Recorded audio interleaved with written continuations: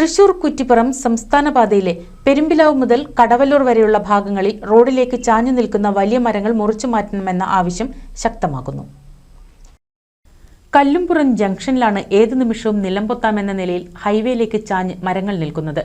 ശക്തമായ മഴയും കാറ്റും നിലനിൽക്കുന്ന സാഹചര്യത്തിൽ വലിയ ഒരു അപകടം വരുന്നതിനു മുൻപായി ബന്ധപ്പെട്ട അധികൃതർ മരം മുറിച്ചു മാറ്റണമെന്നാണ് നാട്ടുകാരുടെയും ഓട്ടോ തൊഴിലാളികൾ, പ്രദേശത്തെ വ്യാപാരികൾ എന്നിവരുടെ ആവശ്യം.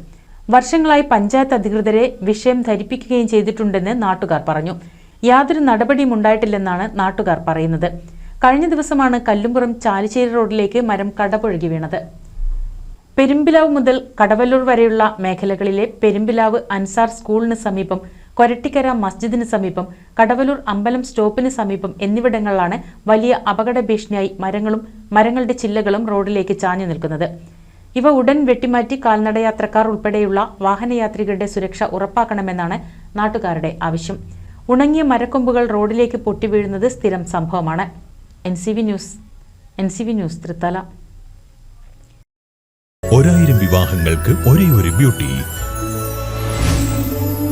സിൽക്സ്, എടപ്പാൾ, ചാവക്കാട്, തൃപ്രയാർ, പുത്തനത്താണി, പെരിന്തൽമണ്ണ.